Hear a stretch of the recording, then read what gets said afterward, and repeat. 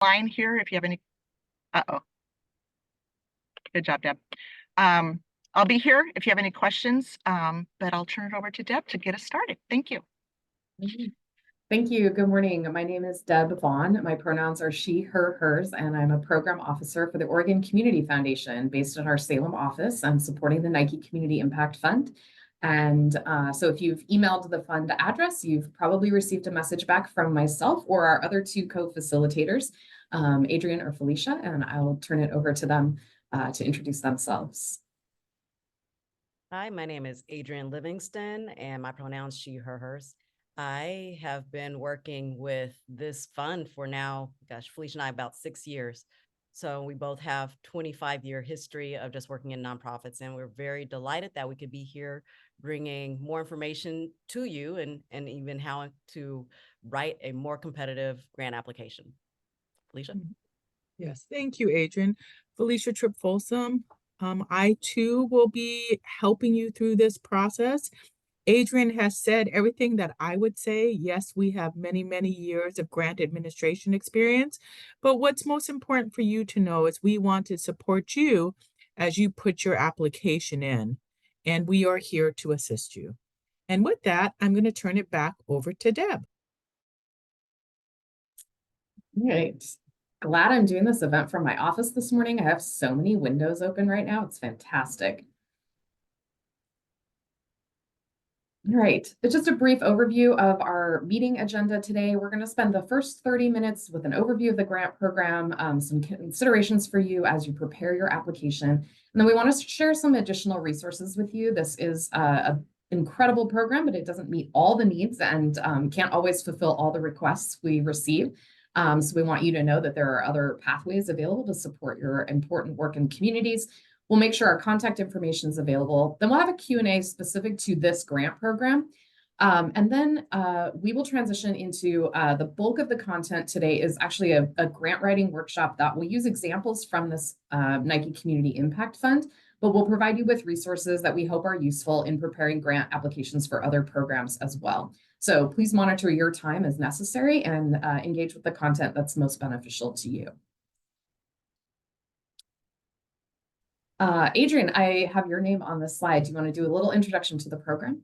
Yes, so go to the next slide.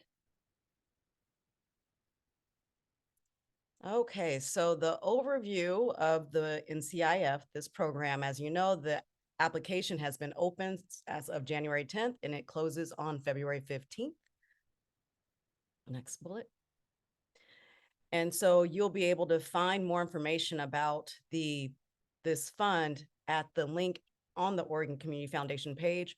I really encourage you to look at the frequently asked questions portion of that. And then as far as Nike, if you go to this Nike link, you'll be able to, again, access the same information. And then the following bullet is basically where you can apply. And Deb is going to give you kind of an overview of what that looks like. Oh, and there I just posted the direct application link, but that link is available on the Oregon Community Foundation website listed above, and I put that in the chat as well. So we're going to do the technical boring part first and pretty quickly. This is what the landing page on the OCF site for the Nike Community Impact Fund looks like. And from any page on the OCF website, click on My OCF in the upper right corner, that orange button there will take you to the grant application system. If you've ever applied to OCF for a grant before, you've already used this system. We hope that makes it a little bit easier for you. If you're a new applicant, there's some additional information to fill out, but it does plug you into all of OCF's application profiles. So we hope that that is an additional resource for your organization as well. Once you log into the system, you'll be prompted to either enter a previous user ID and password or create one if you haven't before. And if you have applied for an OCF grant in the past, you can use your same login. Once you've logged into the system, be aware that your screen may look a little bit different than what you see here in this webinar because I have an administrative login, but you want to click on the teal button that says Apply for a Grant. This is what it looks like inside the grant portal. And you can see it's connected to the Aqua tab at the top there that says Grants Portal. We really encourage you to take the first step of updating what's called your organization profile. You can see that listed in the grayed out bar in the middle of your screen. This is entirely separate from any requests for funding, and I do want to make that clear. However, the information you provide in that portal feeds into OCF's database and is made available to both our staff and our individual donors. It's a quick way to provide updates about successes, upcoming work, and organizational needs. We encourage you to update that information at least every 6 months so our donors and staff have a current picture of what you're doing, but it's not at all required to submit your application for this grant fund. When you're ready to actually begin your Nike application, you're going to scroll down on the previous page and make sure that you have selected the correct organization in the drop-down box. You can see mine says Oregon Community Foundation, but if I click that drop-down, there are multiple organizations there for all of the test accounts I have. So if you're a grant writer working with multiple organizations, please make sure that you've selected the correct one, and then click Apply for a Grant. Similarly, if the organization you're applying for is not listed in your dropdown, you can add that to your profile by clicking Add Organization. You'll see that now the Apply for a Grant tab is highlighted, and you can scroll down and you'll see a list of all the open OCF grant programs at the time. You're welcome to apply for any of them that you're eligible, but we'd love for you to focus on the Nike Community Impact Fund. I want to make it clear that an application for a Nike grant does not prohibit your organization from applying for support from other OCF programs at the same time, as long as you're eligible. But in this instance, you're going to click the button for the Nike Community Impact Fund and scroll down to click Next. This is the screen you'll see. These are some brief pre-qualifying questions just to confirm your organization's eligibility. If you haven't reviewed the requirements for the program, those are listed on the website that we keep sending you back to. That's highlighted in orange on your screen, and I'll put it in the chat as well. And just make sure that your organization is eligible. You can also email us to confirm. Once you've passed those pre-qualifying questions by answering yes to all of them, assuming that applies, we'll ask you to put a brief project description. An example of that might be soccer camps for queer youth in Washington County. So less than a sentence, just give us a brief overview of what you're looking for Nike's support on in this coming cycle. Then you'll see the NCIF landing page. This is confirmation that you are exactly where you wanted to be, and your application record has now been created. So you can leave the system and return to it at any time without having to start a new application. Scrolling further down on the page, you'll see the 4 different sections of the application, and this is what Adrian and Felicia are going to walk us through next, what the contents of those different sections are. All applications are available on the Nike website in PDF form if you'd like to prepare your answers prior to accessing this application system. And if you want to collaborate with other grant writers, it's a great way to prepare your application and make it shareable easily between your team that's preparing the application. Please note that the project budget document upload and the board of directors upload are mandatory. Those are required for you to apply. The 2 other uploads, plans, logic models, et cetera, and fiscal sponsorship are optional, in the sense that if you are using a fiscal sponsor to apply, you do have to upload that information, but it won't apply to all applicants. And if you need additional information about fiscal sponsorship, you can feel free to email us and we can talk about that. Inside of each section of the application, at the very bottom of the page, you always have the option to save the work on the current page. I want to make it very clear the system does not auto-save, so we recommend that you use this button frequently. That's another reason why it can be helpful to compose your answers outside of the system so that you're not spending a lot of time editing in the application system itself. Clicking Check My Work will highlight any required questions that you've not yet answered, and then you can use the previous or next buttons to move between application sections. If you click Return to the dashboard, it'll take you back to the starting screen of your application.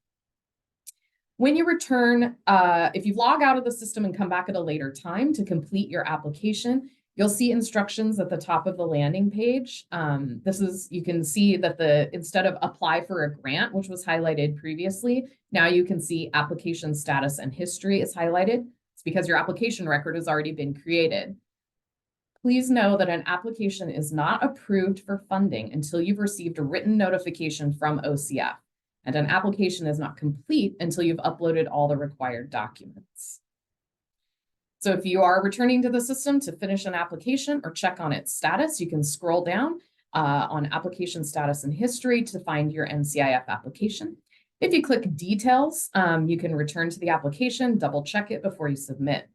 Once you have submitted your application, it cannot be changed or edited. However, if you submit before the February 15th deadline and notice an error that you would like to correct, you can email grants@oregoncf.org. I'll put that information in the chat and request that the application be reopened. Edits cannot be made after the application deadline of February 15th. When you're ready to upload documents, you can do that here by clicking on the Details tab next to each of the rows of document information. You can upload a PDF, a Word, or an Excel document, but please take a look at the file types that are not accepted because the system will reject those if you try to upload any of those types listed here. Scroll down on that page, navigate to the document you want to attach. In this example, we're uploading the project budget. You can see I've clicked on the select button and navigated to the file on my computer that I want to upload. Once you click upload, you can see how the display changes and the document is now attached to the application. That's your confirmation that it has been uploaded. You can always click the remove button if you've uploaded the wrong document. You'll then see, returning to the application landing page, that the task has been completed. The project budget is now uploaded. You have to complete all those mandatory uploads before you can submit the application. You also have the option now, you can see, to preview the application as a PDF. This is a helpful way to allow others to proofread your application before you submit it. And we always recommend that you download a copy of that PDF after you submit the application, so you have it for your records. But if that ever gets lost, you can certainly contact us and we can provide it as well. After you submit your application, you will see it on the application page and the status will now say received or under review. But if you get in a tight spot and you need some help, I can see that the formatting on this slide isn't great. So I will, as I said, put that email address in the chat so you can reach us.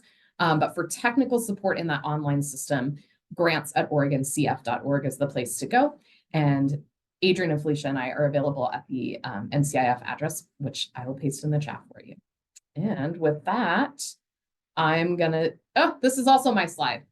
I'm gonna take a breath for a moment, regroup, and give an example of what kinds of projects we're looking to support with this grant program. So as Kathy mentioned, we're looking for projects that deliver impact through the lens of sport and physical activity, and projects that address community challenges through innovative community-based solutions. And this does include 25% of the funds going towards non-sport programs. Really appreciate Nike for taking that comprehensive view of how we benefit our communities. The requirements for application are that your organization is a 501c3 public charity, a federally recognized Indian tribe, or a government entity such as a school. We do accept applications from fiscal sponsors, as I mentioned, and if that's a question you have, if your organization does not have their own 501c3 certification, we can talk about what a fiscal sponsor relationship looks like. However, that is organizing a fiscal sponsorship is not a service OCF can provide. We also require the Nike invests in the communities where their employees live and work. And so the geographic service area for projects funded in this program are the counties listed on this page. So you need to be asking Nike to support work benefiting individuals in these areas in order to be considered for funding. And now I think I'm turning it over to Adrian. Yes, indeed. Okay, so now we are going to share with you some, but not all, that are listed of projects that are not eligible for funding. So we have research projects and we have sponsorships of fundraising events. That is where when, sometimes we have organizations that are doing events, say 1-day events, and they need sponsorship, or even banquets, events. This fund does not fund those types of activities. support for elite or private sports camps, programs, or teams. So if it's for an elite team, private camps, this is not the fund for that. The next would be individuals. This fund does not support individuals, and that would look like it coming through as a scholarship or a stipend, fellowship, or personal assistance.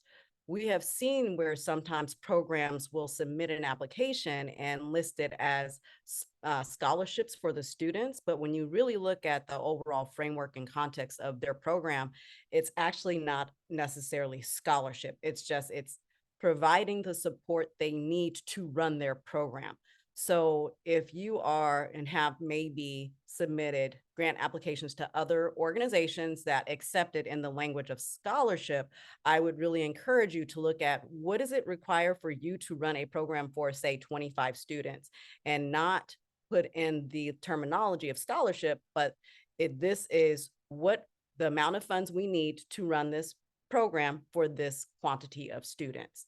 So that's what I would advise on that. But if it truly is a scholarship for a student, this program that's not eligible for funding, as well as group or individual travel. Next slide would be, or not next slide, but next bullet would be one-day events, as I mentioned. So if you have, say, a one-day event, it's a walk. Unfortunately, with this fund, it does not support one-day events in that essence. However, if you have, say, a program where it is leading up to, you're actually working with students, and then it's culminating into a one-day event, but you've done work with, whether it's mentorship, you're teaching them sports in a specific way, and it's leading up to them doing a one-day event, that would be something that could be eligible for application. If you have something like that, what I would recommend is reach out to us, Felicia and I, through the email that we will provide, and we can talk with you about that just to make sure. So if you have any questions about your specific project program, reach out to us. We have, as Felicia said, we are here to support you. Next slide.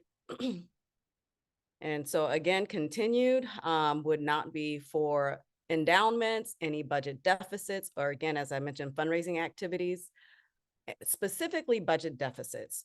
We do ask that you submit your budget. And if you are running a deficit, I would really suggest this not be the time that you would apply, because this would not be eligible for application. The next would be religious organizations whose programs do not have secular or community-focused project or programs. With the religious organizations, it can be a religious organization that applies. The program in and of itself cannot be religious. It has to be something that serves all of the community, and that there's no proselytization occurring in the project or program. Not eligible for funding would be lobbying, political, or fraternal activities as well. Or capital projects, unless Nike's award would be the final funding needed. So if it's a capital project and you have not raised all the funds for it, this would not be the time, unless actually you're coming in, you're saying, I've raised all the funds we need, we just need this final portion. Then you would be eligible for application only if it's the final funding needed. And as well as projects and events that occur prior to the Nike grant award. So if your project occurs before we actually share who has received the grant, and it's also before the funding, then it would not be eligible for the award. So again, if it's prior to the Nike grant award, it would not be eligible. Next slide.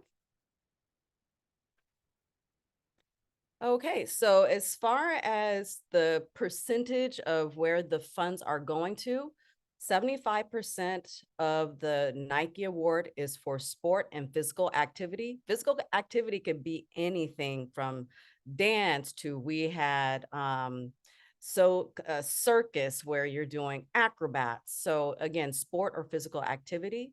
And then 25 for non-sport. And I did see a question in the Q&A about what that is. It is very broad, one thing I would recommend is looking at the Oregon Gaps report that is on the Oregon Community Foundation's website and seeing where the gaps are in Oregon. Because then within your non-sport activity, if you're doing something that really focuses on bridging one of those gaps, whether it's education or, as we see in Oregon, homelessness, stuff like that, then I would say that looking at the focus areas will make it stronger. But that non-sport can be anything. Again, just really looking at where are those gaps in Oregon and what is your program doing to fund that? So for example, we in the past have had my mini homes. It was the small houses for a homeless community that also had a gardening component. So it was different. It was even funding adults. This program, you may see more funding of youth programs, but there are some activities and programs, projects where it is adults being funded. Again, in that 25% non-sport, it is very broad. Just look at the focus areas. If you have questions, please reach out to us on that. And then it's a 1-year awards of $5,000 to $25,000. And the total amount that this fund is giving out this year is $550,000. Next slide. Okay, so as far as submitting another application within 36 months of previously funded application, we get this question like, can I apply again the next year? So I would say if it is the same project within that 36 months and it's a different location and or a different group, it would be competitive. If it is the same project, same location, and or same group, it's not going to be as competitive. It really, if you've already received a grant for a project, the next year you apply, to make it competitive, it really needs to be either a different location or a different group, not the same location or same group. Next slide. And from here, Felicia will go over the context and other resources to help you.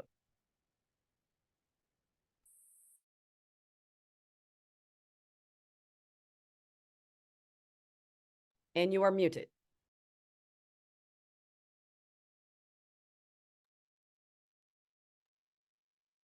Felicia, it looks like you're unmuted, but we're just not hearing your audio.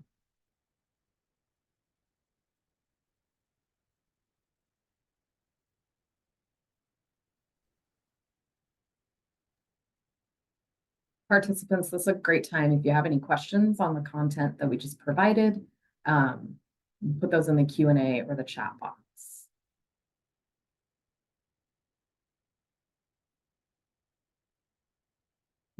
Now it looks like you're muted, Felicia.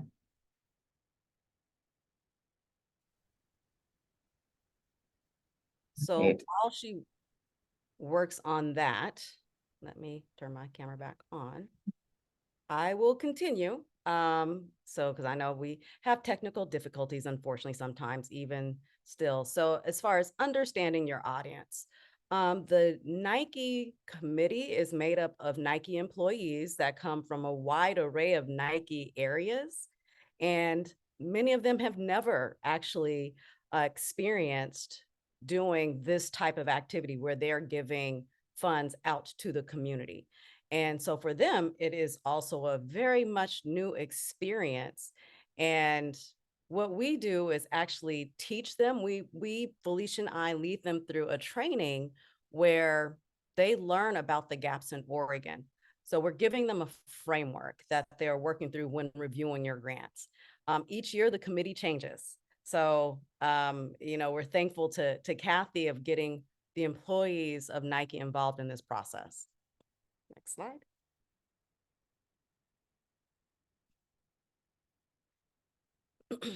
So as far as some resources, I mentioned the Oregon gaps report. There's also the, Sorry about that. That is okay. There you go. And so again, you're going to find that as well as so many other reports on the Oregon Community Foundation website. Then there's Oregon by the Numbers. That is where it's nice to have statistics within the grant applications that you are submitting. Next slide. I think this slide is mine, providing you with some additional resources. The first is, like I said in the previous presentation, OCF runs a variety of different grant programs throughout the year, all of which are available to you in that online application system. But the website listed here is a link where you can search through the different opportunities and check your eligibility. And then for kind of professional development support, generally as a nonprofit, I like to refer people to the Nonprofit Association of Oregon. This has a really low annual membership threshold. The lowest, it's based on your organization's budget size and begins as low as $60 a year to access professional development and networking opportunities. So if you're not familiar with that resource, the link is there. And then WVDO, which actually the slide is outdated. They've updated their name. So I will look for that and put that in the chat.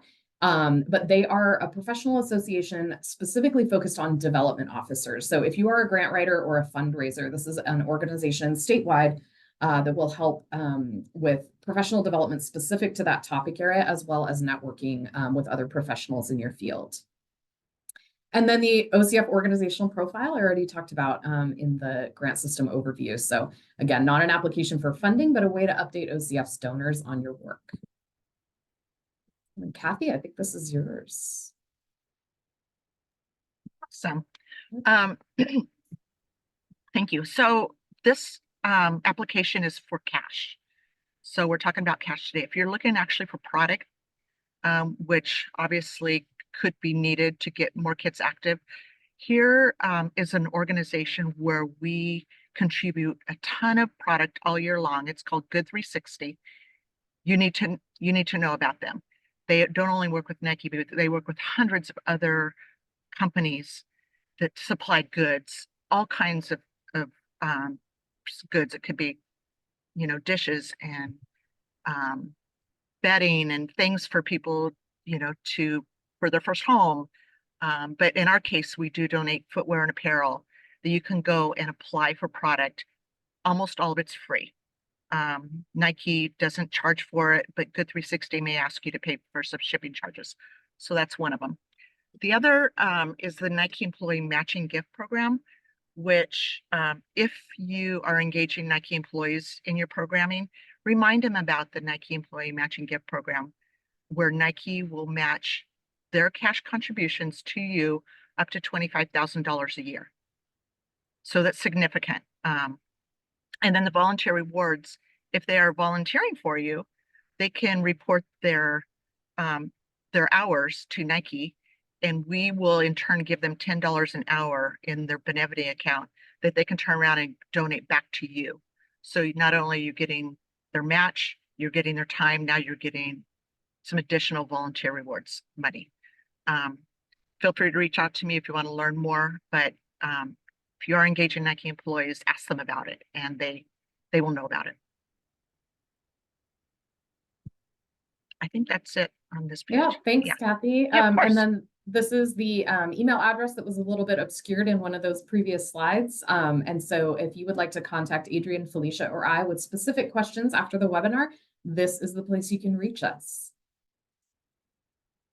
Okay, and we're going to go ahead and pause. I think what I'm actually going to do is stop screen sharing this so that we can have a little faces on the screen. There are a couple questions in the Q&A. One in particular that I'd love for us to answer live, and then another one I'll work on an answer for. So the question, Adrian, Felicia, if you wouldn't mind taking a moment, is from Allison. We work with underserved youth in foster care and provide funding to support them in participating in sports. This provides flexibility to families to choose activities close to their location. Does that fall under the stipend scholarship category, which Adrian, you mentioned as being not eligible for funding? So I would wonder, so before even answering that question, my question would be, what is your program? Or do you have a program that is structured, students are coming to, and you are then providing services to those students? Or is it a drop-in program? Part of that would help me in responding to your question. So I think if it is a structured program, I would write it as there, you know, we have students coming. There are students that are foster care, and we want to make sure they too want to participate in these programs. And we have 25 spots for foster care students that they are then going to participate in this program. I would not write that as a stipend or a scholarship, but this is the cost of doing business, if you will, of providing this project, these services to these specific students, because otherwise they wouldn't be able to have participate in this program or project. Yeah. If it literally is, then you are scholarshiping that, you know, this is not a structured program, and it's a way that they apply for a scholarship and they're going, and you wouldn't necessarily be providing services to them in a structured way, then that would not necessarily be eligible if it is that way. Does that answer your question?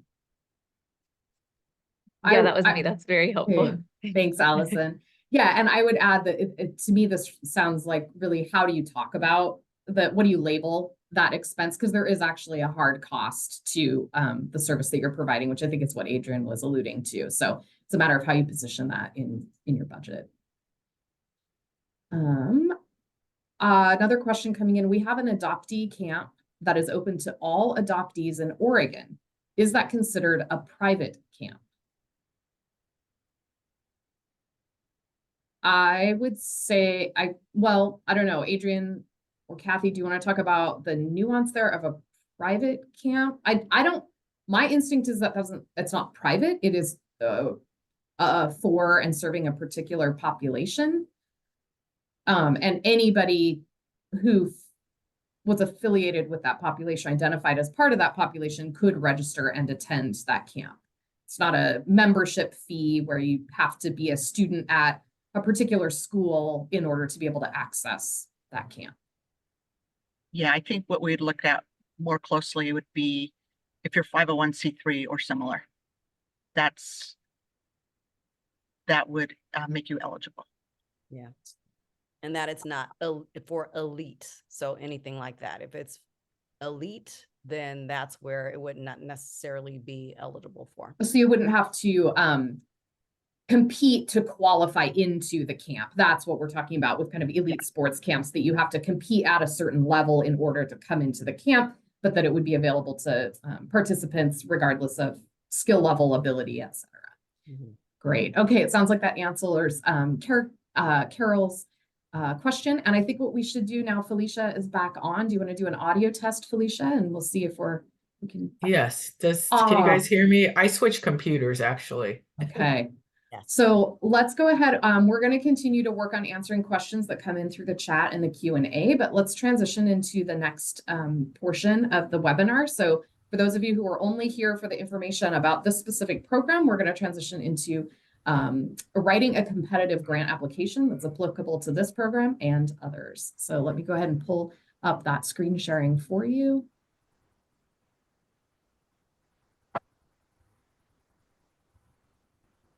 Okay, so this portion, we know some may already be grant writers, so this really is more of a basic overview of writing a grant application. So it may be a refresher for some, but it may be new to others. So Felicia and I will go back and forth and taking you through writing a competitive grant application. Next slide. Okay, so your grant writing journey, you might be frustrated with writing grants or may not even want to, if you can go back to the next slide. Yeah, and then, or you actually might be someone who's really excited about it, or you might just be learning. We really are here to help you. We know that not all times can you reach out to different foundations or trust for help prior to your grant writing experience. That's not the case here. We are here for you, so take advantage of that. Next slide. Okay, we wanted to give you a digital virtual image of when we receive grant applications. It is a lot. And even though $550,000 is a lot of money, when it comes to looking at the need and the areas that we are funding, it's not enough, unfortunately. But thankfully, there are other foundations out there that give money to wonderful programs and projects. So part of even the reason we're doing this writing a competitive grant application is not necessarily only for Nike. We want to hopefully give you information that's going to even help you with other applications that you're applying to other foundations for. So as you see the picture on the left, it's a lot. We receive a lot of applications, but we can only fund a few of those. And that's why we really want to help you craft your story that, again, you have Nike employees that have never gone through this experience before. They are learning, you're educating them. So we are now going to be taking you through how to best educate them so that they're not trying to figure out what you're asking for, but that you're giving them the direct language and sharing your story of what you're asking for and how it will make a community impact, how it will make a difference. The next slide. So when applying for a grant, what we would say is funders, they want to fund. It's not that they don't want to fund. In fact, there are so many times where the committee is wrestling like, gosh, I want to fund this project, but we don't have enough money. They really do want to fund. When you are applying, really look at the guidelines, eligibility, and read the frequently asked questions.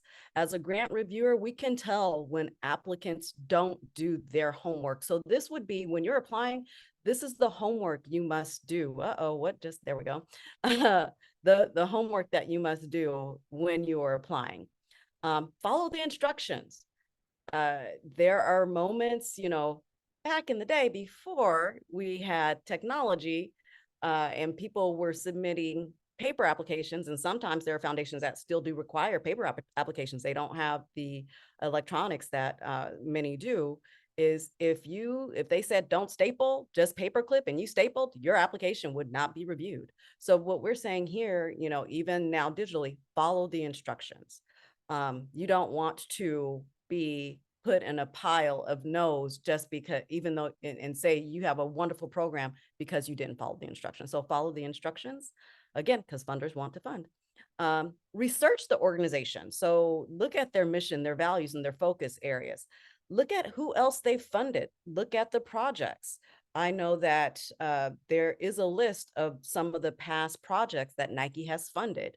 Look at that, because that can then help you and your story sharing your project, because you might have seen, oh, these are focus areas that this foundation has. This is the story I'm going to put in my grant application because we fund a similar project or audience. So again, looking at that and having a plan, painting a vivid picture of your plan so that at the end of the day, again, you're educating this committee of reviewers that they could see, oh, this program is funding this population that has this great need, and this is the impact that it's making. So at the end of the day, they can literally see the community impact that you're going to have. Next slide. So the questions you want to make sure you are answering, and we're going to go through samples of what it looks like, is the who, what, when, where, why, and how. Those are the main questions that you're going to be answering. And within that, you want to make sure that it's clear, it's concise, and it's brief. So for example, with the next slide, we are going to be looking at the SMART goals. So that it's specific, that it's measurable, it's achievable, relevant, and time-based. With the pairing the SMART goals with the who, what, when, where, why, how example. So under specific, what is the issue or problem being addressed? How are you going to address it? And exactly what is the plan? I'm just going over this briefly here, but we're going to go into samples later. Measurable. What are your specific quantifiable goals? Obviously, with quantifiable, those are goals that you can count. But then there are the qualifiable goals. What are your qualifiable goals where you're helping to demonstrate community impact or impact in the audience that you're serving? Achievable. How are you uniquely qualified to actually, if you can go back to that next slide, there we go. Qualified to address it. Relevant.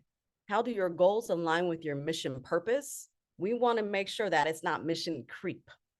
And with mission creep, I would always recommend do not go after the funding. Really look at what is your mission and what is your purpose, and apply for grants and foundations that meet that. Why is this the right time to address this issue / problem? So for example, we have a homeless problem in Portland. It's a critical time. So organizations that possibly are funding that, people see it. So you can even speak to that. You can speak to the relevancy and the criticalness of that issue. And that is time-based. What is the timeline of your project? Next slide. So just in general, this is not necessarily specific to the Nike grant, but just typical questions that are asked of many applications for funding is, tell us about your organization. They want to know your history, your mission, your achievements. They want to know what is the problem or issue or community need you're addressing. And this is talking about the issue and need, not even your organization yet. And then it's, tell us about your program or project, as well as what is your project or program budget? How will you measure impact? That's key, because if you can't measure it, how do we know you're making a difference? And then how will you sustain the project? They want to make sure that you're not going to look at them, I'm talking about any funder, not necessarily just Nike, as this is the funding you're going to come in year out to ask for funding. They want to see, what are you doing on your end in fundraising activities to sustain this specific program or project? Next slide. So here is where it's Nike questions that are asked. So here are some. What need does your project address? Describe the critical community need or issue your project plans to address, and the population or populations, sometimes it's plural, to be served. How will you address this need? Please provide a brief narrative about your project, include details of what specific activities and strategies you will employ in addressing the issue, and why your organization will be effective. If you are planning to use a model that has proven to be successful elsewhere, please tell us about it. So we want to know that. If you're using framework, a specific framework that another has used. So for example, I know the UN has a social economic model for empowering women. Okay, let us know that. We want to know all the different models that you're using. Next is, go ahead, there we go. What will success look like? Identify the specific measurable outcomes you anticipate as a result of project activities, and outline how you will measure project success or impact. So I know I've gone through these very quickly, but this is where it's more of the overview. Now is where we're going to go in more into detail, and we're actually going to give you samples of what this looks like. So the next is, here is kind of, in the center, you have your grant application. Within Nike, there are limits. What I believe they're character limits. So you want to look at that. Some foundations or applications, they don't have that. So just whoever you're applying for, look at, do you have different limits? And that's where being clear, concise, and brief is important. So we're going to look at the organizational background, the problem, issue, community need. We're going to go over the project description, the measurable outcome and impact, your budgets, financials, the IRS documents that are required, your board list, and what supplemental documents look like, and the importance of really being specific about what you include and what you don't include. So the next slide. Okay, so the specific here, what is your mission and purpose? That was a general question. When was your nonprofit founded? That gives history of how long, your longevity in the community, or are you new? And if you're new, this is where you could really speak to the community need and a gap, and why you as an organization have started. So I would put that in your organizational background. What are your programs and services? Just the summary. And what are some of your pertinent accomplishments? We want to know that. Next slide. So sample, this is a homeless program. So our mission, they help homeless youth and other marginalized people. I'm just going to highlight, I'm not going to read all of this, but their healthcare for the homeless federally qualified health center. That's important. That speaks to credibility. Like, this is an organization that's being backed. They're in the county homeless youth continuum. They're partnering with others. They are not only working this alone, that they're approved veteran affairs, patient-centered, community-centered program provider. Even within, I haven't even finished the first paragraph, but this speaks to me as a strong organization already. They're giving me very detailed information about who they are and the population they're serving and who they're partnering with. They're working with young adults, 16 to 18. It's homelessness, a drop-in day program serving 3 meals a day, education, employment training and placement, and comprehensive primary care in our clinic. And they're trauma informed. Again, I didn't even read all of this paragraph, but I think you see, wow, this is a very solid organization in them giving us their organizational background. Next slide.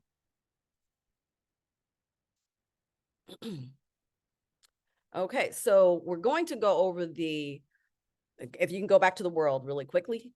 Sorry. The reason we put this image, and you'll see we'll put different images before we talk about each of these categories, is because we really want to see the macro view, and that you give a framework to the problem or community issue or need that you're going to be addressing. This is not yet this point where we want to hear about your program, because what you're doing, as in the world, it's that global context. We want you to give framework to the issue so that by the time you start speaking to what you're actually going to be doing, we connect it back to what you told us about this issue in and of itself. So Felicia will then continue within this specific area. Thank you, Adrian. And so, as Adrian pointed out, is that one of the things is when you are defining your issue, your overall issue, you need to add statistics to frame the issue. And that is really important, because what you're really trying to do is to get people to understand what your challenge is and where that challenge is. So you have to talk about your geographic area, specifically what populations you're impacting. And here is a thing that sometimes Adrian and I see in applications is we want to really emphasize that you find your primary targeted audience that's going to be impacted. Sometimes organizations will give us everybody they serve, but they won't actually be specific about the targeted audience. And give us brief stories, quotes that demonstrate this. Because we want to make sure when you are going through this that you're mapping out a realistic and achievable project that capitalizes on the opportunities and increases the impact in your community, that you are actually doing that, and that your goals should always align with the mission of your organization. So when we're really thinking about this area, again, what is the specific issue or problem you're going to address?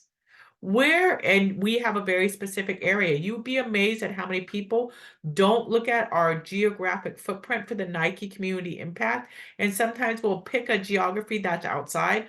I want to really emphasize in this area that you make sure you look at qualified counties when you apply for this, and really look at what population, again, that you are serving, and is it a population that is a priority population as well? Next slide. And so again, here is a sample problem, issue, or community need. And if you go back when you're looking at this recording, pay attention to this. So for example, in this specific community need, this is an organization that serves middle and high school youth that's dealing with the issue of sex trafficking. So what they're saying is our health-focused prevention objectives are to educate, here's the specific population, middle and high school girls. On what? On sex trafficking and domestic violence prevention. So they can navigate relationships in a healthy and safe way and be equipped to recognize and avoid sex trafficking and domestic violence situation. The commercial sexual exploitation of children, giving you a global perspective again, is the sexual abuse of minor for the exchange of some things of value. A common age of entry into being sex trafficked and exploited is 12 to 16-year-old. And so they're giving you, again, they're going back, their population they're serving, they're being very specific. In the US, between 100,000 and 300 children are at risk of commercial sexual exploitation each year, giving you the bigger picture again. And then they're going to their community. In Portland, Portland State University released a study where they reviewed case files of victims from 2009 to 2013.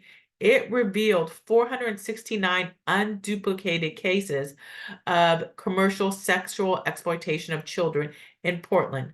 96% of the victims were female, 40% were white, 27% were Black, and 5 were Hispanic. The average age was 15.5. Again, showing this context, which reflects the age at first referral to a support agency, not aged out, which exploitation began to occur. Sex trafficking and exploitation happens to girls, boys, women, and men. So they're telling you that it impacts everybody. Our project specifically focuses on middle and high school girls. There are books that teach men how to pimp. One pimp stated, "With young girls, you promise heaven, they follow you to hell."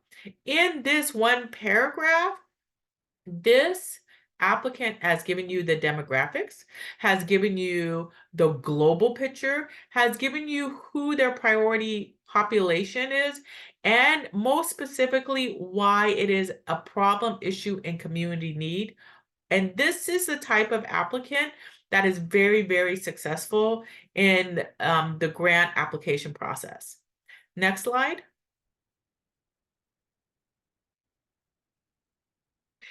The second one is, and I should have said with the first one, that's an example of a non-sport applicant, for example.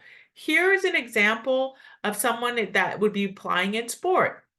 A 2011 report from the Women's Sports Foundation showed there are over 4 million fewer opportunities for girls to participate in sports as compared to boys. We know that girls who play sports have a higher level of confidence and self-esteem, lower levels of depression, and better academic outcomes. They also learn important life skills like teamwork, goal setting, and other achievement-oriented behaviors that are essential to success. However, while some progress has been made, the disparity in access and opportunity is still in the millions. So this is even a shorter problem, issue, community need, but it's very concise. They're giving you where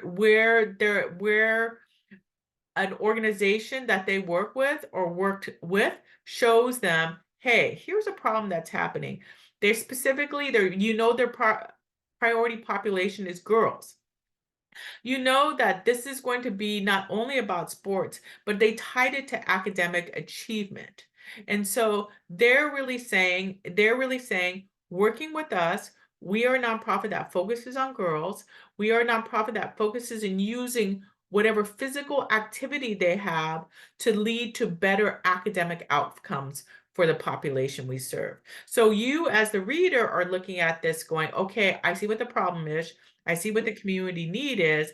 Now let's go into the application even more. So this is an example of a sport application in addressing the problem issue, and the other was non-sport, which in turn reminds me to tell you that, majority of our applications that we get are going to come from this specific group and population, which is sport.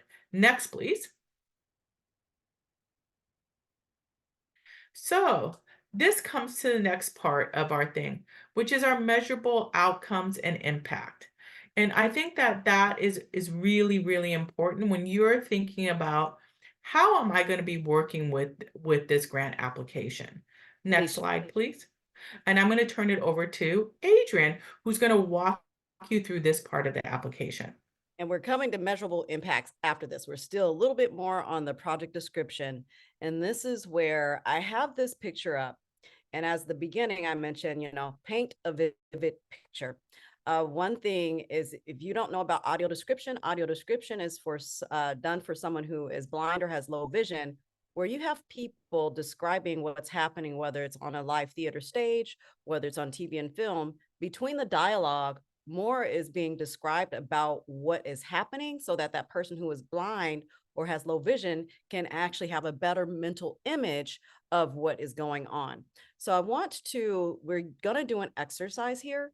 And so for someone who is blind or has low vision, I'm going to now describe this as if you all may not be able to see. And from there, I'm going to do it where it's a longer paragraph to a very short paragraph. So for this is an example. Before a round table, a light-skinned brown little girl wearing a bright pink shirt has brown hair that is worn in cornrows. She is standing next to a seated light-skinned brown woman with short ringlet curly hair wearing a light gray button-up sweater. She holds a thin paintbrush in her right hand that is hovering over a yellow image on a sheet of paper. The girl gazes down with a smile on her face. That's 77 words.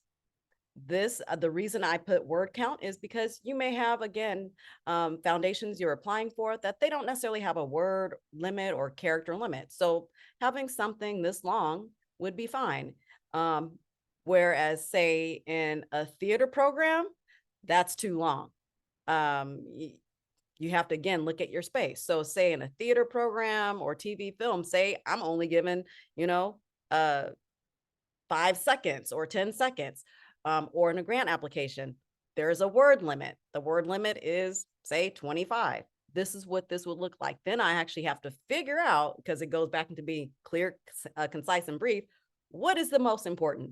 So here, a little girl is standing next to a seated woman. Both gaze down at a painted yellow image on a sheet of paper. That's it. I gave you the premise of what's happening. I had to take out a lot of the superfluous stuff and say, what does that person really need to know? So whether that's for someone who is blind or low vision and me carving out and saying, this is the most important, or you writing a grant application saying, what is the most important that this grant reviewer needs to know about my program? So next slide.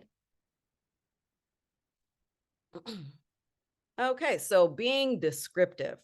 Why is it important to address this problem or issue? Really focus on the why. If it is education, say you're working with third graders because there's the third grade reading. If you're not reading by third grade, you may then get off track academically. So really specifically talking about that. What are you doing to address this problem or issue? Do you have mentors coming after school to read with these kids? And how many times a week are they doing it with them? And for how long? What populations are you serving and targeting? For example, I mentioned third grade youth. How are you going to address it? What exactly is the plan? How will you implement? So I've already started to talk about that. How will you address is really key. I need to understand, yes, here's the problem and here's why you're doing it, but I really want to understand what you're doing. So if it's a structured program, how many mentors or volunteers do you have coming to work with your youth? How many youth is it? How many days a week? What is the time? Is it an hour a week? Is it an hour, say 3 times a week that this volunteer is meeting with those students? We really want to understand what your plan is in reaching this population, what you're doing. What is the timeline of your project? Is it during the school year? Or is it during, say, the summertime? And giving a start stop of when that's happening. What change will happen because you have addressed it? With, say, third grade readers, what change will be you will make sure those youth are on track for graduation. And there are statistics out there for this, for making sure that youth are reading by third grade.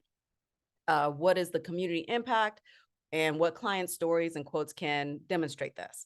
So again, what that community impact is, how, making sure that you are helping these kids possibly even go to college, to what are they doing in their community? What are those other things that these mentors are teaching them when they're meeting with them? Because just having a mentor read with them, that's one thing, but maybe this mentor is working with foster youth, and this is another healthy adult that they're having modeling by. So you can pull out so many things in that. Help us see that. Help us see that community impact.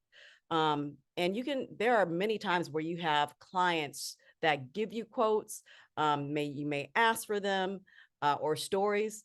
And we want to know that, because within what we're giving you, I really like to use the word story, because yes, there is kind of that factual that you're bringing out, but you do kind of want to pull at the heartstrings at the same time, so that it's not so rigid of a grant application that it's like, yes, I know you're meeting this need and you're doing great, but it's just not connecting with me. You still do want to connect with the heart of the reviewer as well. Next slide. So here is a little, the activity I would like. We're going to take like 30 seconds and maybe a little bit silent, but I would like for you to look at either of these images. You can choose either one. And how would you describe these images if you could only describe them in 25 words? So I would like for you to look at them and put in the chat. For those that are brave and courageous, we encourage you to do this. And put in the chat how you would describe one or the other of these images in 25 words or less. So you can look at color, you can look at, well, I'm just talking to fill time, but go ahead and get started. But you can look at color, you can look at texture, you can look at facial expressions, you can look at a little bit of emotion. So think, if you're a person that you can't see because you're blind, or maybe you just have really, really low vision, and you really want to be able to participate in what others are experiencing, because this is an experience. How would you describe that? And just start putting them in the chat as you write them. If you get a little bit longer than 25 words or less than, that's fine. I just really want you to think of this activity of you're using your words to capture a visual image. Let me look. So as you continue, I'm going to start reading. A young girl looks at colored paint tubes with focus and curiosity. Oh, that's great. What I like about that, calls out young girl. So I already know it's young girl. What is she doing? It's colored paint. She didn't have to call out the colors of the paint, and really focus on the focus and curiosity. That would help me. The other, two preschoolers dressed as astronauts climb on a ladder, excitedly pointing. Ah, that's great. Again, you're getting me the audience. They're two preschoolers. They're on the ladder and they're pointing with excitement. We have the greatest thing in, it's scrolling up on me here. Okay, the greatest thing in the world is the discovery of new journeys. Our space explorers and climb a ladder to see what they can see. Oh, that's wonderful, giving me the image of what they are doing and that they are exploring. We have two young children, one male presenting, one female presenting, stand on a ladder in spacesuits. One is pointing and the other follows his gesture with an excited expression. I am loving these. I'm going to continue, but this gives you the example of how using words is painting. It's not just painting the picture, but it's actually giving me emotion. It's giving me excitement. And it makes me like, wow, I want to know what comes next. That's what you want. And when we are reviewing your grant applications, we're going to go to the next, but I do see play with color. I like that. Okay. Just up to me. I'm curious how you like that activity. All right. So this would be project description, being specific, the geographic areas of this one. They're targeting Multnomah, Washington, and Clackamas County. Their primary audience, middle and high school girls aged 11 to 18, and who are a population that traffickers and pimps target. So we get the understanding of why they are working with this population. But besides it being there being a primary audience, there's a secondary audience, and that there are youth leaders who are working with these girls from these variety of backgrounds. So these youth leaders are also getting this information to help their youth. By the last portion, by teaching girls to listen to their intuition, know healthy relationship characteristics, and assert their boundaries. I'm going to come down to what I have highlighted that can help stop violence in dating relationships and prevent them from being lured, manipulated, tricked, or forced into sexual exploitation. So this gives, it's not all of their project description, but here's just kind of highlighting, giving that picture like, oh gosh, if we don't do this, these bad things can happen. Oh, we want to make sure that we are focusing on preventing this with girls. So there is the value of this program and project. Okay, next slide. And from here, they're coming into the how. It's a 7-module curriculum that is 90 minutes each with physical self-defense. So I get right there. They are going to get a full, thorough curriculum structured program. And they focus on giving us what they're teaching: identity, self-esteem, personal boundaries, intuitions, safety planning. That is very key to me, understanding what and how they're going to do this. And for the funding period, they want to work with 10 organizations to become ambassadors, where they're being taught to facilitate this curriculum with their girls. So that in this description, and it's not so long, gives me what and how they're going to do this program and project. Next slide. And Felicia will continue with the achievable and relevant SMART goals. Thank you, Adrian. So one of the things we really want you to do is, how are you uniquely qualified to address this? This is the part where you can bring your subject matter expertise to your application. We are looking as reviewers, how are they qualified to address this need? Who's going to be involved in their background, as Adrian really talked about? So really giving that sort of level of expertise of the people on your team and who they are and how they, again, are uniquely qualified to address this need. Who are you collaborating, partnering with? And here we actually want to see clear examples of collaborating and partnering versus saying, in the future, I want to partner with this person. We actually would really highly recommend here in this section that you're really specific about who your partner is and why, and how that collaboration strengthens your ability to address the population that you are serving. The other thing that we always think is really, really good is, what challenges might you face, if any, and how will you address this? And that to me is really important, especially if you're in underserved communities. It could be, for example, you could say that you're working in a very specific subpopulation, and that subpopulation isn't really trusting outside folks, and it's really us and our unique background that is that bridge to be able to serve this community with the need, for example. And how do your goals align with your mission and purpose? Because again, having that bigger overall context to get more granular, we need to see that sort of line from, here's my mission and purpose, here is the project I have, here is how my goals are aligned, and this is why it's the right time to address this issue and problem, and this is how we are addressing it, because if we don't address it, this is a kind of impact it will have on the community. And I think that is incredibly important. And I'll give you a really sort of basic one that I can really think of. And I'll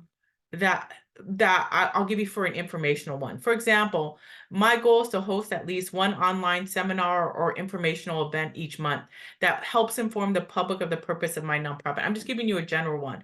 My goal is to use these seminars to increase community outreach and awareness. My overall goal is to increase the number of interested parties that contact us by at least 100% by the end of the year, with a secondary goal of furthering growing donations by at least 10% by the end of the year. This is very, very specific, and I wanted to give that general example just because you can use it in any way that you want. So it was very specific, it was very achievable, and it was relevant to that nonprofit. So I was trying to give you more of a broad-based one. Deb, next. Next slide. So here is one I want to give you again that's much more. So I gave you a basic general one that I would say you could use with any nonprofit. Here is one that we see from strong applicants in the pool. You can see the organizations we have consulted with regarding engaging in partnerships are ABC school, blah, blah, blah, nonprofit, whatever university, right? Our prevention objectives work follows and it gives you a very specific framework, just like what Adrian was showing you in the project description. I think that that framework is really important to really address need and impact. It also tells you where it comes from, which is the United Nations Women's Group. And this is a public health approach to prevent sex trafficking and exploitation. So it's showing you the need and why it's relevant. And then they go on again to tell you that age group, 12 to 16 years old, and how they're going to educate our youth so they can be alert and aware about these issues for themselves.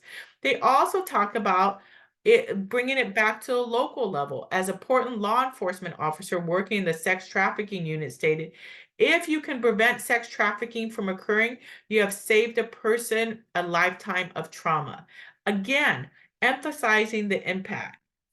Traffickers and pimps seek out an opening and vulnerability to exploit girls. So they're really showing that piece again. And here they're ending saying that leads to the need to feel desired, loved, and beautiful is experienced by all girls of all backgrounds and ethnicities. So they're really trying to tell you that trafficking hits everybody across social, economic, ethnic, religious, political boundaries. So they're really, really telling you, here's the age group. Here's how we're going to educate them. Here is the need. Here is the impact if we do not come in and step in.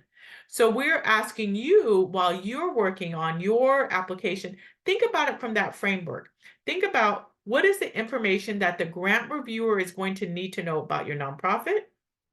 They're going to need to know how you address that community need, what makes you the subject matter expert on this, and if you are not in doing this work, what kind of impact will it have? Next slide.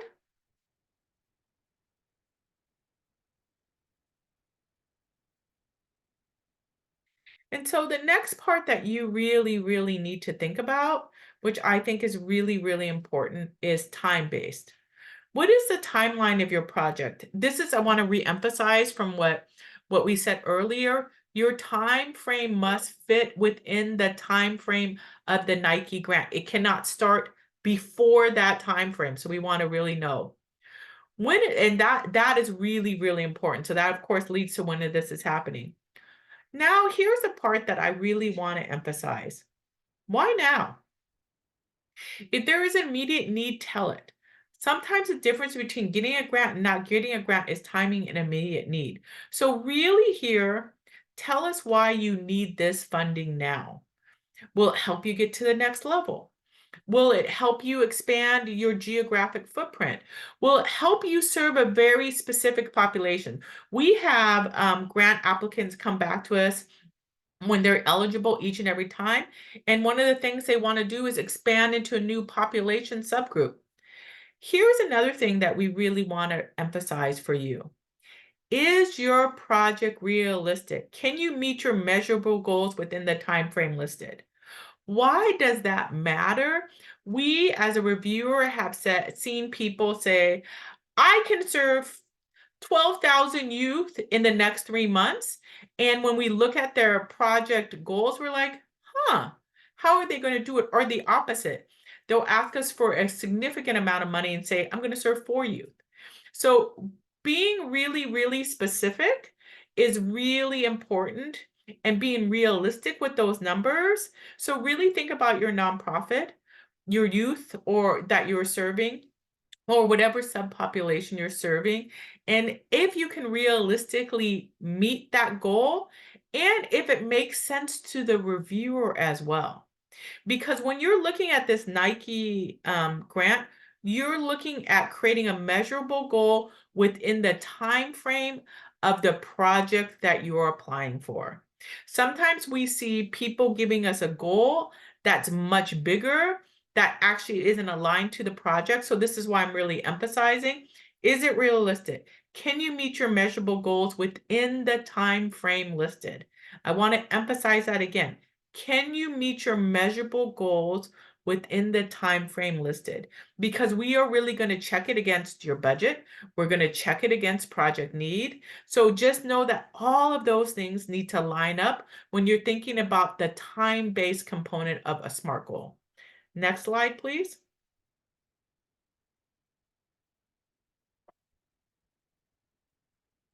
Next slide, please. And now I'm going to be turning it over to Adrian. Okay. Oh, you see this, we want to know the ripple impact of what you're going to do. You know, the fact is one person can make a difference. So what your organization, what your project is doing to make an impact in the lives of the populations that you are serving. So next slide. Okay, put them up. So again, as I showed in one of the other examples, you have, you know, your primary audience. What are your specific quantifiable goals? Because now we are getting to the measurable portion. So as you're looking at what they are, how will you measure your goals? And you can bullet point them. So if you're looking at attendance, or just going back to the example of third grade reading, how many youth are going to be served? So at the end, it could be how many youth, how many volunteers, and that you're capturing them by attendance. You're capturing them by maybe you're going to be doing an evaluation. So those that at the end of the program completed an evaluation, think of all those things that you can measure quantifiably, giving a number to that you are going to be doing with this audience. And this is where the whole of the organization, even thinking about how you lay out your the content of what you're writing, it doesn't all have to be in paragraph form. As a reviewer, it's nice when someone actually, whether they do bullet points, whether they number it, because then my eyes can easily then go to, oh, this is what they're talking about. My eyes don't have to search for something, that you've literally then started to give kind of architecture, if you will, to your grant application. And then going down to what qualifiable outcomes will be accomplished. And these are kind of the soft skills that are hard to measure quantifiably, but this is where you're helping us to connect to, you have the numbers and then you have the heart, like, oh, and as you've heard in some of the previous examples, it's going to teach girls to be able to notice if there's red flags, or to be able to they know healthy and unhealthy characteristics, so that if someone is trying to target them, they can point that out. So these are those different things that you will want to use more words in describing what those outcomes will be. And again, and you may have not just a primary audience, you may have a secondary audience. And with that secondary audience, you would want to be able to capture both. So then going to the next slide.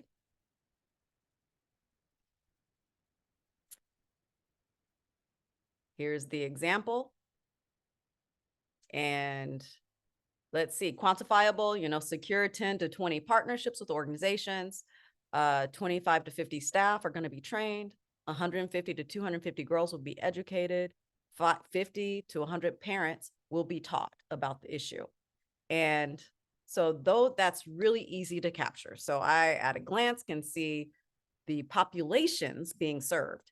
It's, you have girls, you have staff, and you have parents. And then you have the qualitative outcomes. Okay, girls will be able to recognize if someone is trying to groom and recruit them. They will learn to practice using their voices. They will recognize signs of someone being trafficked. They will be able to identify a list of safe people to address difficult situations. And they will increase their understanding of what sex trafficking looks like at the end, is so that they can identify and avoid or thwart abusive or unhealthy relationship patterns. This then tells me, wow, you can easily reach out to the quantifiable. You have, yeah, I'm going to reach out to, you know, 150 to 250 girls, but this could be a program where there's nothing structured, and did you really make an impact? So that's why you have to have the numbers, but you have to follow it up with what is going to be the difference of you really imprinting and helping this population that at the end of the day, they will have learned something that helps them. And to me, all of these things speak to, this is not just I think for the program of trafficking, but these are life skills that these girls are actually learning. So you want to give us that. Next slide. The second example.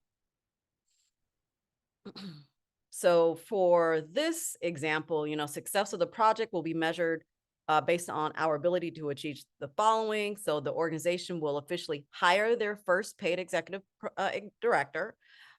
They will have 35 youth participate in the program. The youth in the program will participate in 35 trips to culturally relevant sites around the U.S. 100 youth will attend the camps, and that a week-long summer camp. So it gives me information on what the camp starts to look like. It doesn't tell me yet about the camp. I don't know how they will be doing the work within the camp. That's where that plan comes in that I mentioned before, but also increased visibility and access to college pathways. When I read these measurable goals, I'm going to want to see a budget that reflects these goals, because if I see 35 trips to culturally relevant sites around the US, I know there's going to be travel in that. With the Nike grant, this grant doesn't cover travel. So this is where other applications you would be submitting could possibly fund that. But I would understand that your budget is going to be a larger budget because you're doing a lot with these 35 youth. Also, with the 100 youth attending the week-long camp, that might be, maybe that's the part that you're actually applying for, say for Nike. That would be where I'm like, okay, for the 100 youth attending these camps, what is the budget? And we're going to be getting to the budget. How does it reflect that in the week-long camp? So when we're looking at, and we're within the organizational budget, I know we're not yet there to demonstrate, but I would understand seeing a large budget because of all the other programs you're doing for your organization. But say for this specific grant with Nike, what you're doing is then the project is, say for this week-long summer camp, it's going to be a smaller budget than that for this project that you're then applying to Nike. So next slide. So here we are now getting into the budgets, the numbers, and really you can go to the next slide. The numbers are a numerical representation of your project or program. So it must match. Otherwise, you will have reviewers that will be asking questions that, wait, this doesn't connect. Why are they asking for so little? Or why are they asking for too much? So with this, you can go to the next slide. Again, knowing that your organizational budget, you're going to have your operating, you may have, the budgets are, you have operating or your organizational budget, capital budget, you have a project budget. So the organizational budget is a guide that can help nonprofits plan for the future as well as assess its current financial health. Again, with the organizational budget, we're looking at everything. We're not even, if you're not, this is not just the project budget. So we want to see all of that. It should show both income and expenses. The reason we're highlighting this is because we have actually had applicants, not just in this round of Nike, but in other, because I've served on other committees where we're reviewing applications. They don't give us this. That's why we're spending time on this, is with the budget, it should be both income and expenses. Also, if you have a program or a project where you're getting in-kind services, we want to see that. We want to see that in the income, how much is coming in, but it also needs to be in the expense portion. And we're going to give an example of that.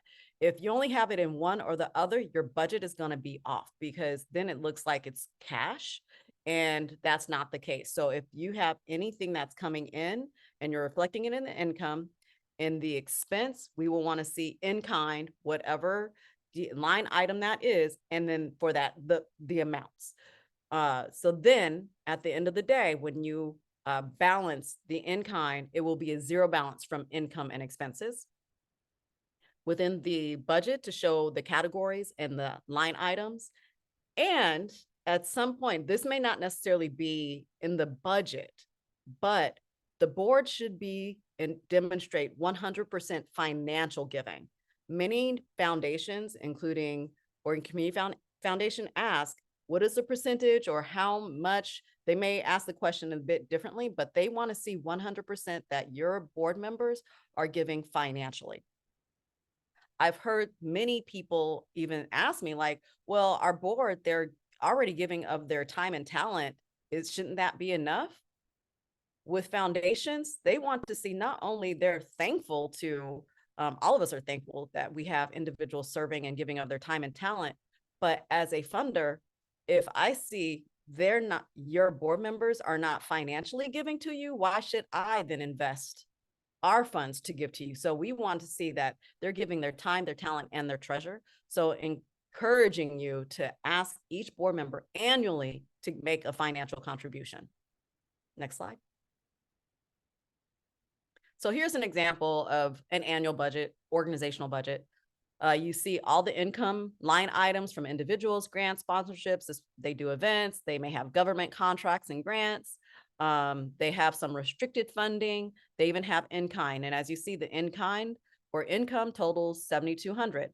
Then looking at expenses, you see the program salary and the percentage or the amounts for each of those that are going to be staffing this program and project. Actually, so I shouldn't say program project, but it just annually, because this is what it takes to run the organization.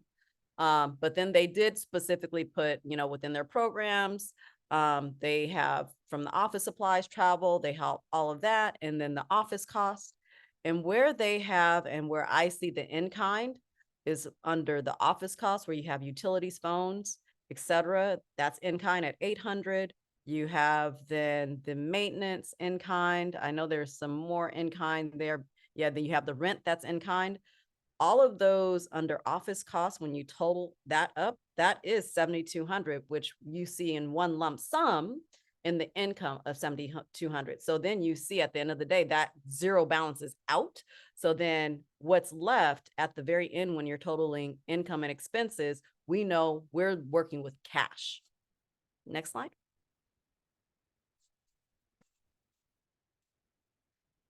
Okay, so with the organizational budget, there's a easy to read format and it's clear, which is if you would like to use, it is optional, but Oregon Community Foundation on the website has one that you can download and use.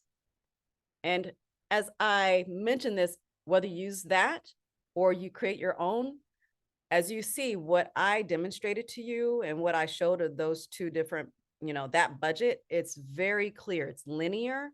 And it helps me understand what you're asking for. I've literally seen budgets where they have multiple columns and the person creating it, they understand it, but then I'll see blocks of categories on the left and some on the right. It's not linear. So then I'm kind of lost. Like, what is these numbers sharing and presenting to me? It makes it really hard as a reviewer to understand your organization. So having something that's linear and just really clear, like I demonstrated to you, it really helps the reviewer in reviewing your application. Next slide. Okay. So the project budget, so if you're because we know that some may just be applying and it's the annual, the organizational budget, but if you literally have a project, that is again numerical representation of your project and income and expenses. It shows the real estimates. So Felicia mentioned making sure that what you're applying for is realistic. We want to see this even in the budget. As we mentioned, the grant range with NCIF is from $5,000 to $25,000. If your project only requires $10,000, even though the maximum is $25,000, we can see that if you're just, oh, I'm going to apply because it's $25,000. But if your narrative plus the project doesn't really demonstrate to that to us, it actually, I think, weakens your proposal because we can see you're just applying because it's $25,000. Whereas if you just need $10,000, ask for $10,000. But if you need $25,000 and your narrative and your budget can match, ask for $25,000. So make sure that it's equaled out. Show the funder what they will be funding. As you noticed, in the example that I put above, there were all different amounts. And for Nike, there are some times where we do have to give less. We really try not to. So I'm going to specifically say that. But sometimes it's like, oh, well, let's go back to the budget. And oh, maybe we can still fund these 3 categories and it's still going to be successful for them. If anytime Nike funds less than, it is not funding so much where that organization will not be successful. We want for the success of the organization, and you being very detailed and putting those amounts will help us if we have to make cuts that way. And then show the diversity of revenue sources, within Nike, what's been received, what's been committed, what's been, approved, but maybe not committed, but it's been approved, what's pending, say you've applied, but you haven't heard back. So that's pending. And even who you will apply for, because that's showing us your plan for the whole of the project. And again, being realistic about the amount and showing sustainability. How are you going to make sure that this program endures and lasts? What other things are you doing within fundraising activities that shows that sustainability? Next slide. So here is an example of a project budget. You have on the income, the individuals, the corporations, the grant, and in-kind. You see the amount. You see the amount that is being requested of OCF. You see even on the very right of that, what's already been committed. And it shows that they requested 17,000, but what OCF, and again, this is all fictitious, they only approved 13,000. And again, that's where they had to give less, but your budget helps us determine, oh, again, this organization will be successful even if we give less. And then it goes down to the expense portion. You have the curriculum development. You see the different staff and the percentage of time that they're going to be giving to this program. And then you have the program itself. We're working with 10 partners, and then how much in those different categories that's going to be for those their partnerships. So then maybe it's OCF may have looked at, we want to make sure we're giving to the program supplies, and then the remaining goes to the program staff. So again, being detailed will help us in reviewing your application. Next slide. Okay, and Felicia will cover the financials, IRS documents, and the board list. Thank you, Adrian. Next slide.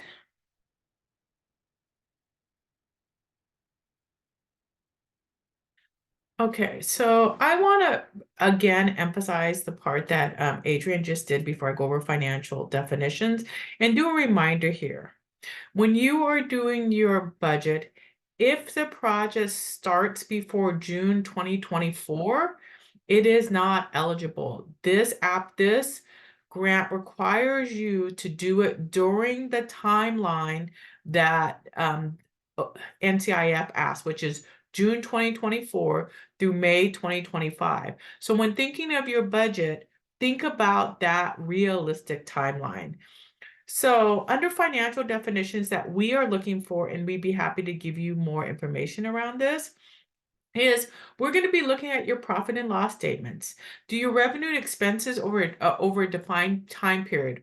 Watch the time periods and the ending dates. What we mean is really give us, I always tell people to give us the most current profit and loss statement. If you are running a deficit during that time, explain. For some nonprofits, they'll have a big fundraising event that puts them in the black. Just explain that. Just explain that if you turn in your profit and loss statements. And we're like, oh yeah, because you guys do this throughout the year, and we realize that as the grant reviewer. So make sure that if you are turning in your most current profit and loss statement, which is what we recommend, if you are running a deficit at that time, just give us a little note saying our largest fundraiser hasn't happened, or this grantor that comes in every year hasn't come in yet. The other thing we look at is your balance sheet. It's a snapshot in time showing what you have, assets, and what you owe in liabilities. Assets means everything from your income to any, if you own any buildings, everything that is an asset for your organization. Against liabilities, like payroll is a liability, for example, and really seeing what that looks like for your organization. And the last thing that we really look at is your 990 tax return, if you file them. And it gives us the ability to see your organizational activities, how you govern, and any other detailed financial information that we have. For newer nonprofits, sometimes you don't have a 990. I would encourage you, as you grow, this will be something that you need, along with the CT12, which is a requirement for the state of Oregon as well. Next page.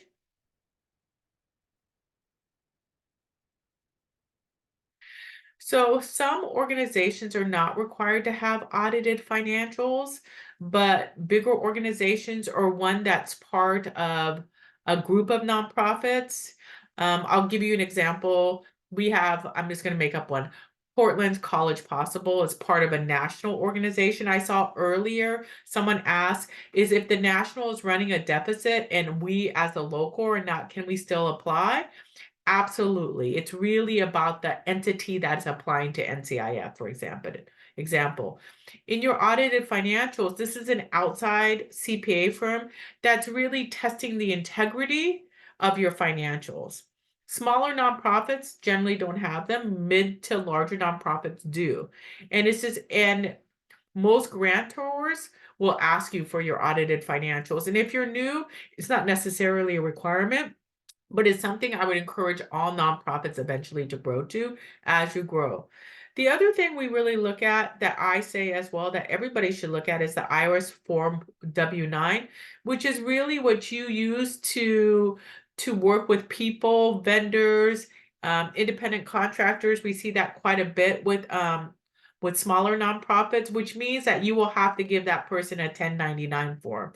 That really is that exchange of money for the work that they have performed.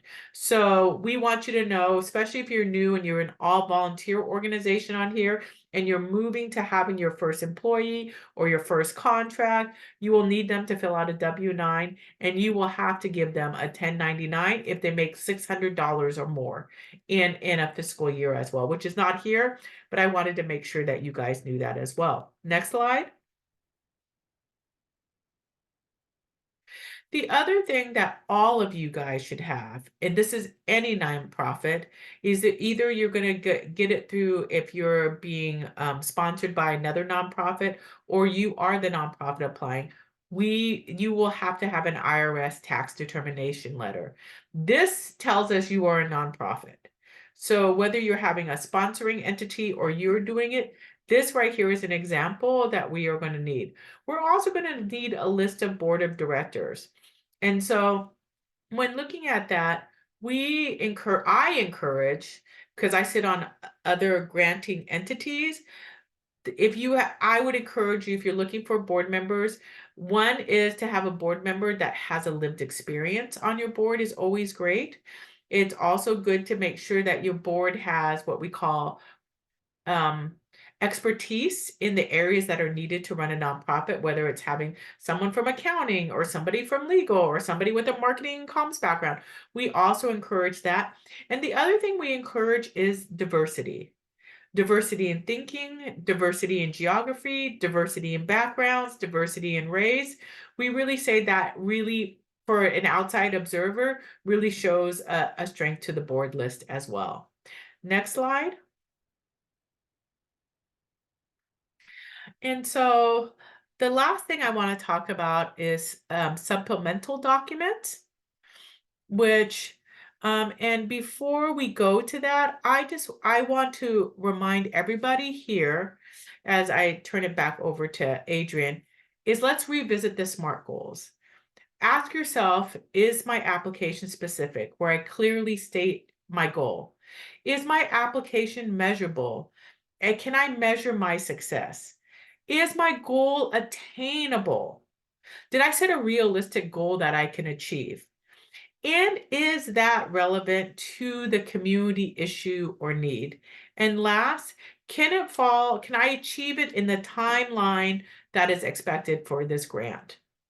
And I just wanted to really, as you guys have gone through all of this information, I just wanted to go back to that so that you would know that as well. And with that, I turn it back over to Adrian. Okay, so then going through the different supplemental documents that, oh, I guess my camera's not on. There we go. Going through the different supplemental documents, you really want to be intentional about which ones you include. Don't include too many, because again, remember in the very beginning where I showed the picture of how many applications received to how many we can fund.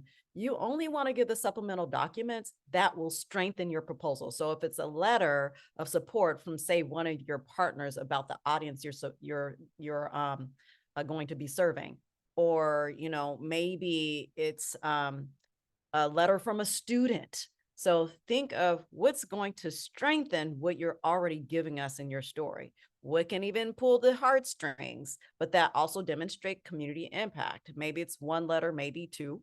And maybe it's also showing pictures of what you're doing, or a link to a video, something like that.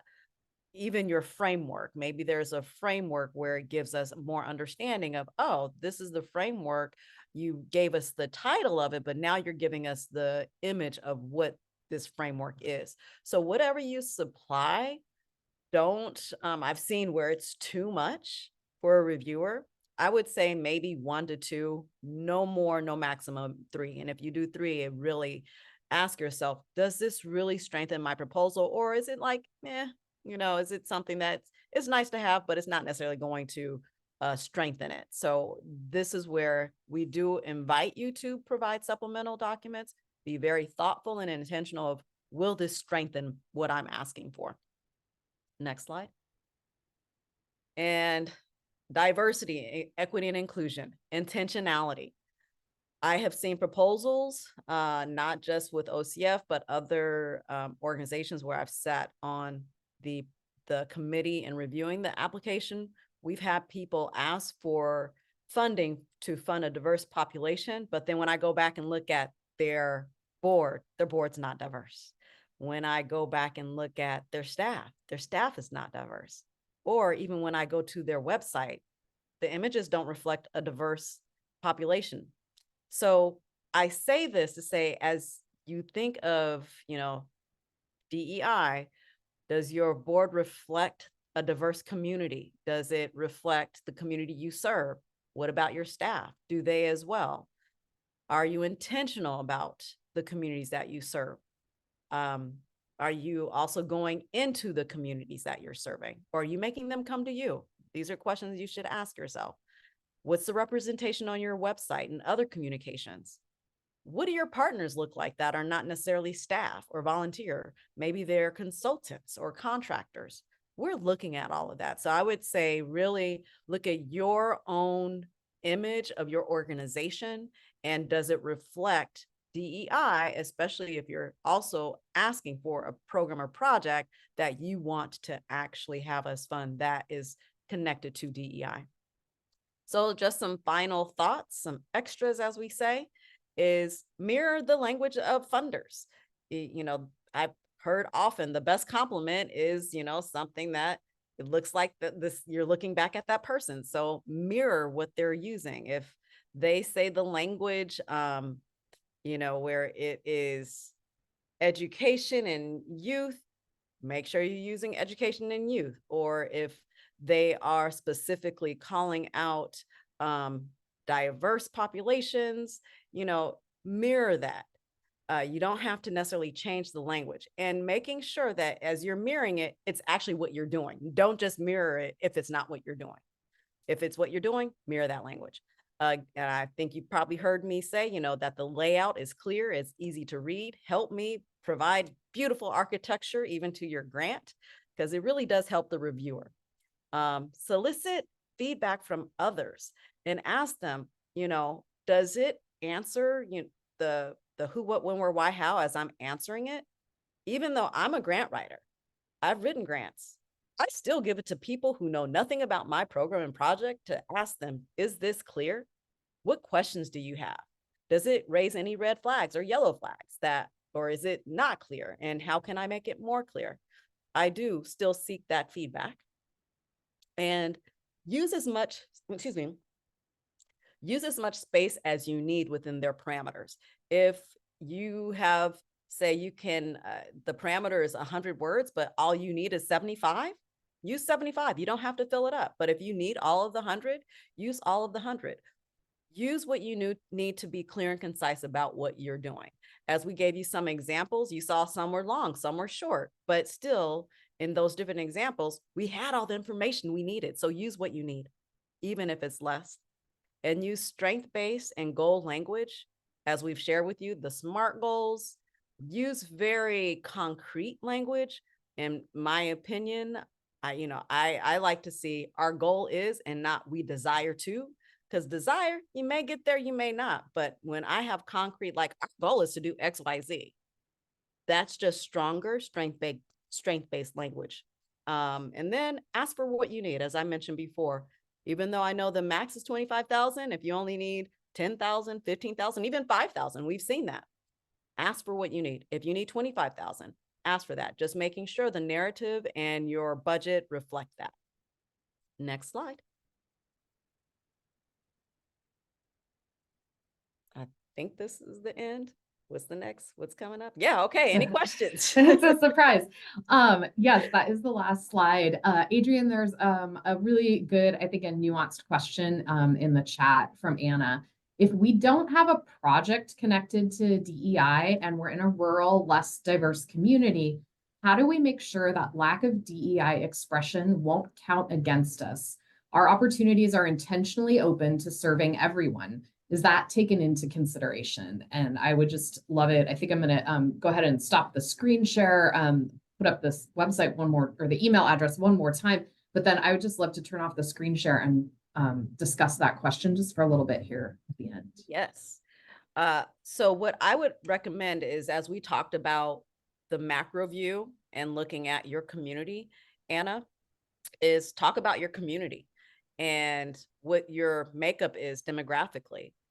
Diversity is not just ethnic diversity. It's diverse when you give definite, it's of many communities. So who's in your community? Who, if it's, you have foster youth, you have single parents, whatever that is in your community. And you may even put in there that your community, even the ethnic demographics. So then when we're reviewing what you're doing, we already know the makeup of your community. We know that Oregon, when you look at it, it's only like 2% African-American.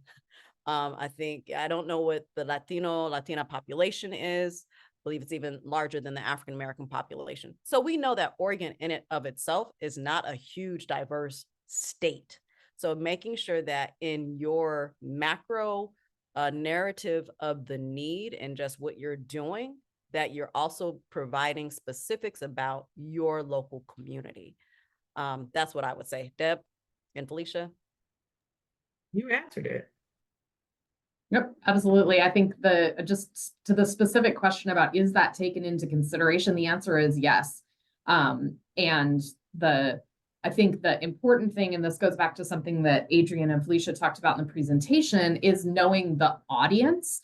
So that the audience is for reading these grants, aside from the people you see here, is Nike headquarters employees, who live and work in the counties that are identified in the application, but may not, just based on I live in Salem, based on the distribution of the state, there might only be one person on that grant panel that is really familiar with Lynn County. So what I'm saying is, in your application, you need to give that statistic information to help describe your community. And that means your physical geographic community, but it also means the community that your program serves. And even if you are open to anybody, which is wonderful, I used to work in the arts. That's what arts organizations are often about. That just saying we're open to everybody doesn't give me that specific SMART story about who your organization is and what you're trying to accomplish. So give us information and know that we understand that communities are made up of diversity that goes beyond only racial diversity. but that is an important consideration to understand. And if I can add to that, which Please. is a nuance to the question, I've seen proposals come in for, say, Washington County, and they want to serve a Latina population. And then I look at their board, I look at who they're serving, and I've seen literally 100% of one population and not including the Latina population. That's being looked at and viewed because we know the Washington County has a high population of Latina living there. So we would want to see, to us, that doesn't look like that organization is open to all. So that is highly taken into consideration. So we do look at, again, what is the county? What is the geographic makeup? If you're saying you're reaching out to all, are you truly reaching out to all? And if you're not, it's not a strong application. Wonderful.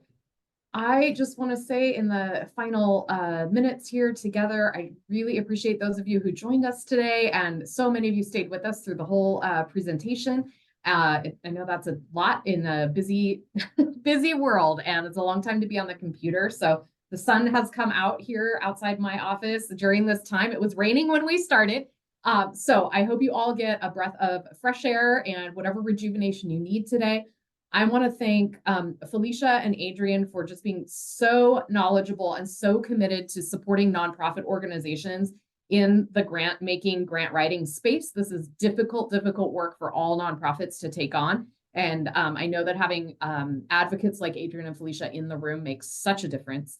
And I want to thank Kathy, who has been such a steadfast partner, and she shows up. She has been on this webinar this whole time, as long as all of you. She's not writing a grant.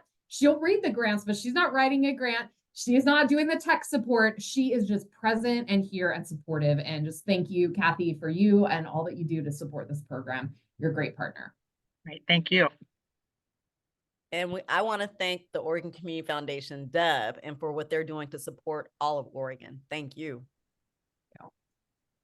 I do what Adrian said and say thank you to Deb and Kathy and to my partner Adrian as well, who stepped in, especially when I had computer issues and my computer crashed. Listen, Felicia, I was clicking like a crazy person over here. I didn't know I was forward and back on the slides. So just thank you all for the grace and support. And you can tell, I hope you feel like your application and your questions are in good hands. We all really love working together, and we'll spread that appreciation and admiration to all of you when you reach out. So with that, I'm going to go ahead and remember to stop the recording. And I am